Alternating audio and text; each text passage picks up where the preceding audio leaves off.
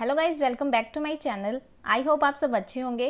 तो गाइज आज हम बात करने वाले हैं कि एमएसएमई क्या है और एमएसएमई के बारे में हम आज डिटेल्ड में बात करेंगे कि इसके क्या क्या बेनिफिट है और किस किस को इनकी ज़रूरत है और किस किस की एमएसएमई सर्टिफिकेशन की ज़रूरत नहीं है।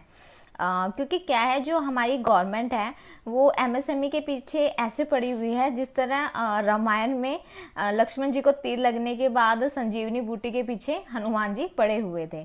तो हमारी जो गवर्नमेंट है वैसे ही एमएसएमई के पीछे पड़ी हुई है। तो इस पहले हम समझेंगे कि एमएसएमई का फुल फॉर्म क्या होता है। एमएसएमई का फुल फॉर्म होता है micro small and medium enterprises. Guys अगर आप अपने आसपास देखेंगे तो आपको बहुत सारे ऐसे बिजनेस ऑर्गेनाइजेशन या एंटरप्राइजेस देखने को मिल जाएंगे जो कि स्मॉल स्केल पर अपना बिजनेस रन कर रहे होते हैं। तो जिनका इन्वेस्टमेंट या फिर जो टर्नओवर होता है उस बिजनेस से वो बहुत कम होता है। जैसे कि लेदर बनाने वाले आप बिजनेस को देखेंगे कि जो लेदर से चीज़ें बना रहे होते हैं चमड़े की, या फिर अलमीरा बनाने वाले लोग हो गए, या फिर सेंट बनाने वाले लोग हो गए, और जो लोग प्लेसमेंट की सर्विस प्रोवाइड करते हैं लाइक ब्यूटी पार्लर का काम हो गया, सिलाई का हो गया, कढ़ाई का हो गया, बुनाई का हो गया, या फिर कोकोनट से रिलेटेड प्रोडक्ट बनाने वाले जो एंटरप्राइजेस होते हैं क्या करते हैं, स्मॉल स्केल पर अपना बिजनेस परफॉर्म कर रहे होते हैं। यानी कि जो उनका इन्वेस्टमेंट और टर्नओवर होता है वो बहुत कम होता है। तो गाइज इन सभी ऑर्गेनाइजेशन एंड एंटरप्राइजेस को 3 कैटेगरीज में डिवाइड भी कर दिया गया है, micro small and medium enterprises. कि माइक्रो स्मॉल एंड मीडियम में तीनों कैटेगरी में किसका कितना इन्वेस्टमेंट है और इनका कितना टर्नओवर है। तो इस बेसिस पर इन 3 कैटेगरीज को डिवाइड कर दिया गया है, डेट इज सूक्ष्म, लघु एंड मध्यम। तो गाइज अब हम देखेंगे कि माइक्रो एंटरप्राइज कौन होगा। तो आप यहाँ पे देख सकते हैं कि uh micro enterprise where the investment in plant and machinery और equipment does not exceed 1 crore rupees and turnover does not exceed 5 crore rupees.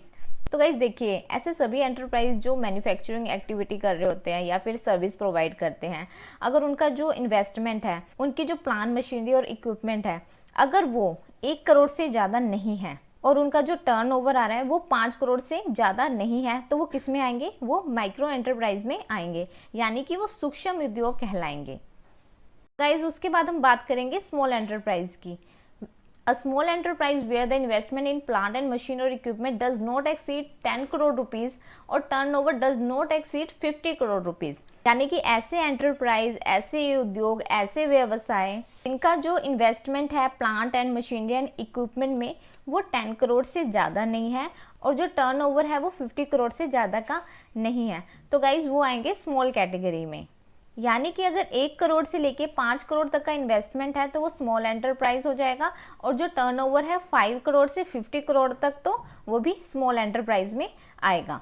तो अब हम बात करते हैं थर्ड ऑप्शन की, that is medium enterprise. Medium enterprise where the investment in plant and machinery और equipment does not exceed 50 crore rupees and turnover does not exceed 250 crore rupees. यानी जिनका जो इन्वेस्टमेंट है प्लांट मशीनरी और इक्विपमेंट में वो 50 करोड़ तक का है और जो उनका टर्नओवर है वो 250 करोड़ तक का है। टर्नओवर यानी कि 50 से लेके 250 करोड़ के बीच में, तो वो किस में आएंगे, वो मीडियम एंटरप्राइज में आएंगे।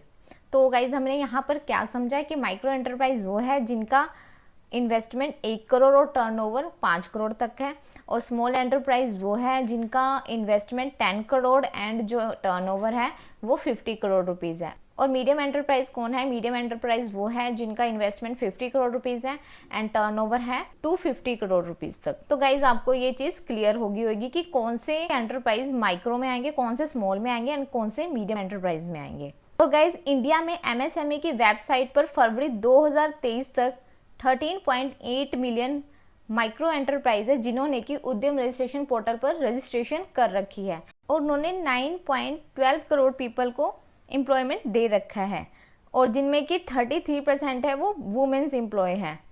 तो आप देख सकते हैं गाइज कि एमएसएमई है वो कितना जॉब क्रिएट करता है।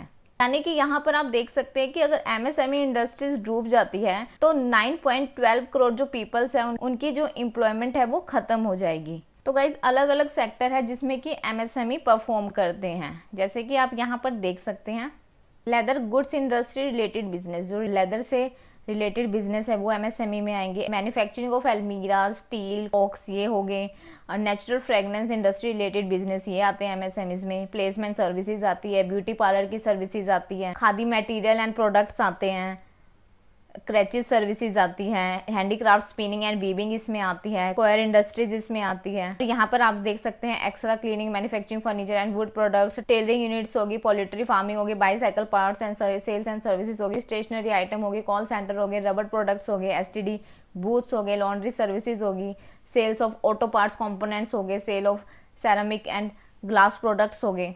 तो ये जो सारे हैं वो एमएसएमई सेक्टर में आते हैं, जिनका की जो टर्नओवर है वो 250 करोड़ से कम होता है। और गाइज इसके बाद मैं आपको एक एग्जांपल देकर आपको समझाती हूँ कि एमएसएमई हमारे लिए कितना इंपॉर्टेंस रखता है हमारे देश के लिए। तो गाइज जब कोरोना फैल रहा था तो हमारे देश में हमने N95 मास्क मंगवाया था। तो जो ये ज्यादा यूज करते हैं वो डॉक्टर्स करते हैं, जो कि पेशेंट के एकदम क्लोज कॉन्टेक्ट में रहते हैं। तो चाइना वालों ने क्या किया था, मास्क था वो गड़बड़ी वाला दे दिया था। और जो PP kit, it means personal protective equipment, जो कि डॉक्टर यूज में लेते हैं, और ये एक लॉन्ग गाउन की तरह होता है, जो कि आप यहाँ पर देख सकते हैं। तो डॉक्टर क्या करते हैं, एक दिन के यूज के बाद उसे फेंक देते हैं, तो उसको हम पीपी किट कहते हैं। तो गाइस N95 चाइना से आ रही थी, पीपी किट चाइना से आ रही थी, और जो रैपिड टेस्ट किट थी वो भी हम चाइना से मंगवा रहे थे। तो गाइस चाइना वालों ने क्या किया कि उन्होंने जो सारा सामान था सारा डिफेक्टिव पीस दे दिया, और उन्होंने इटली को भी साथ में यही मटेरियल सप्लाई कर दिया। तो हमारे ICMR ने एक अनाउंसमेंट की कि जितना भी सामान आया है ये सारा डुप्लीकेट है और इसको यूज मत कीजिए। तो ICMR ने सारा सामान चाइना को वापस कर दिया। तो जब हमने सामान वापस किया तो चाइना वालों ने बोला कि आप सामान वापस क्यों भेज रहे हो, आपको इसका यूज करना नहीं आ रहा है और आप इसको घमंड में सामान को वापस भेज रहे हो। उन्होंने हमें चैलेंज भी किया कि आप इस प्रोडक्ट को कैसे बनाएंगे। तो फिर क्या था गाइस, चाइना वालों ने भारतीयों को चैलेंज कर दिया, और कहते हैं ना कि भारतीयों को कभी चैलेंज नहीं करना चाहिए। ये वही जगह है जहां पर सिकंदर हार के गया था। तो एमएसएमई वालों ने एड़ी चोटी एक कर दी, और अब एक दिन में इंडिया वाले 2 लाख N95 मास्क प्रोड्यूस कर रहे हैं, और पीपी किट भी 2 लाख बना रहे हैं, और जो रैपिड किट है वो भी 2 लाख प्रोड्यूस कर रहे हैं, और उनका जो टारगेट है वो 4 लाख तक का है। तो गाइज यहाँ पर आप देख सकते हैं कि एमएसएमई वालों की कितनी पावर है हमारे इंडिया के लिए। और उसके बाद हम बात करेंगे role and features of MSME. सबसे पहले हम देखेंगे एम्प्लॉयमेंट जनरेशन। जैसे कि आपने पीछे देखा था कि 9.12 करोड़ पीपल को एम्प्लॉयमेंट देते हैं एमएसएमई वाले, वो एम्प्लॉयमेंट जनरेट करते हैं, जो कि सबसे इंपॉर्टेंट फीचर हो गया एमएसएमई का। उसके बाद हम देखेंगे प्रोडक्शन। प्रोडक्शन का क्या है कि लोग अलग अलग फील्ड में और अलग अलग सेक्टर में अपना काम कर रहे हैं, और उसकी वजह से जो प्रोडक्शन है वो बहुत सारा हो रहा है, और उसकी वजह से जो हमारी जीडीपी है वो भी इंक्रीज हो जाती है, ग्रॉस डोमेस्टिक प्रोडक्ट, जिसकी वजह से प्रोडक्शन ज्यादा होगा तो हम एक्सपोर्ट कर पाएंगे, वरना हम क्या करते हैं दूसरों से इंपोर्ट कराते हैं। और हमारे यहाँ पर बहुत सारे एमएसएमई है जो कि प्रोडक्शन कर रहे हैं, और जिससे क्या है कि हमारी जीडीपी भी इंक्रीज हो रही है, और हमारा एक्सपोर्ट कंट्रीब्यूशन हो रहा है, यानी कि हमारा एक्सपोर्ट में भी कंट्रीब्यूशन हो रहा है।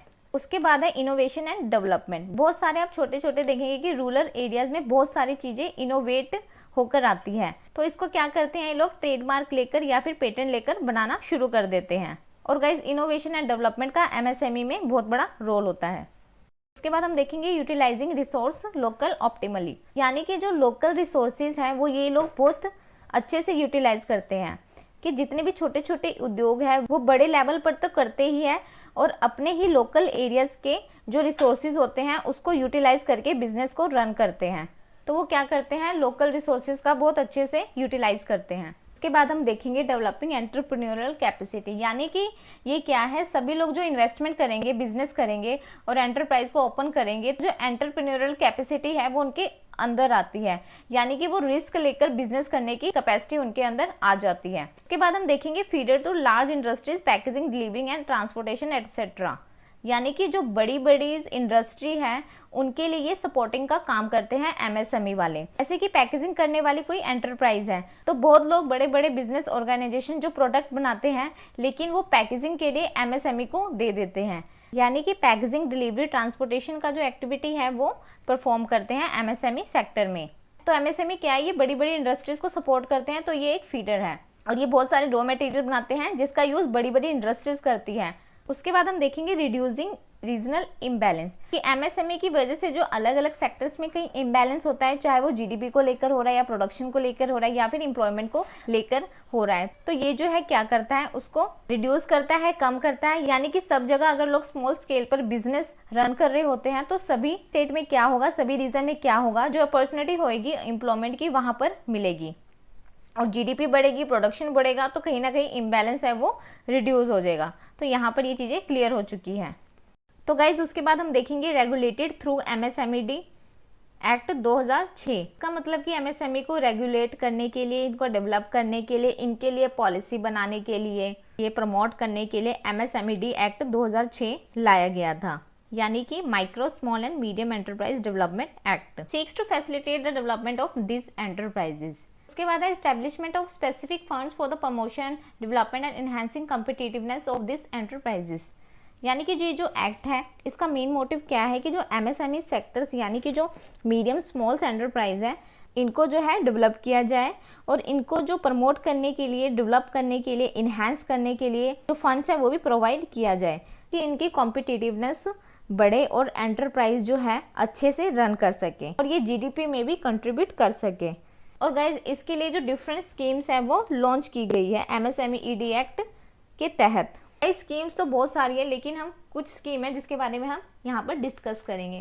फर्स्ट आप देख सकते हैं इंटरनेशनल कोऑपरेशन स्कीम, यानी कि यहाँ पर जो स्मॉल लेवल के एंटरप्राइज हैं उनको इंटरनेशनल लेवल पर कोऑपरेट करने के लिए, ज्वाइंट मर्जर या एक्विजिशन करने के लिए कोऑपरेशन दिया जाता है गवर्नमेंट द्वारा। यहाँ पर आप देखेंगे कि provides financial assistance of up to 95% air fare and space rent for entrepreneurs.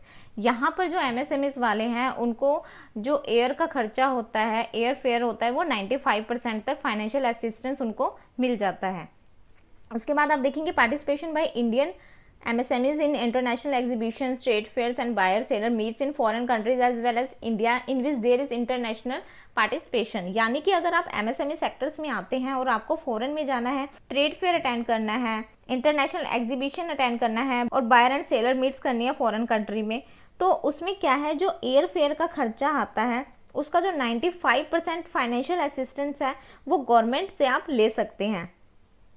तो ये था इंटरनेशनल कोऑपरेशन स्कीम। तो गाइस इस तरह से बहुत सारे सर्टिफिकेट भी लेने होते हैं माइक्रो स्मॉल एंटरप्राइज को, जैसे कि ISO 9000, ISO 14001। गाइस इस सर्टिफिकेट को लेने के लिए जो खर्चा होता है वो भी जो गवर्नमेंट है इस स्कीम के तहत रीएम्बर्स कर देती है। यानी कि अगर जो स्मॉल स्केल इंडस्ट्रीज है वो ISO 9001 या ISO 14000 के लिए अप्लाई करती है, उसका 75% या फिर 75,000 तक उसको रीएम्बर्स कर दिया जाता है।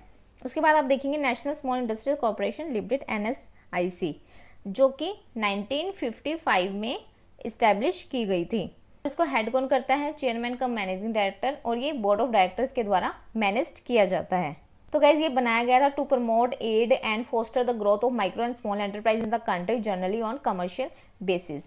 ये किस लिए बनाया गया था कि माइक्रो एंड स्मॉल एंटरप्राइज को ग्रोथ और प्रमोट करने के लिए। इसके बाद आप देखेंगे provides a variety of support services to micro and small enterprises catering to their different requirements in the areas of raw material procurement, product marketing, credit ratings, acquisition of technologies, adoption of modern management practices. इन सब चीज़ों से जो भी related है तो NSIC है जो उनकी हेल्प करता है माइक्रो एंड स्मॉल एंटरप्राइज को। तो ओवरऑल गाइज इस वीडियो में हमने जो है micro small and medium enterprise के बारे में डिटेल्ड में जान लिया है, जिससे कि आपको बहुत सारी चीज़ें हैं वो क्लियर होगी MSME के बारे में कि MSME में कौन परफॉर्म कर सकता है और कौन नहीं कर सकता है। तो guys hope you like this video and please subscribe the channel और गाइज शेयर दिस वीडियो जितना कि आपसे हो सके। Thank you guys, thank you so much.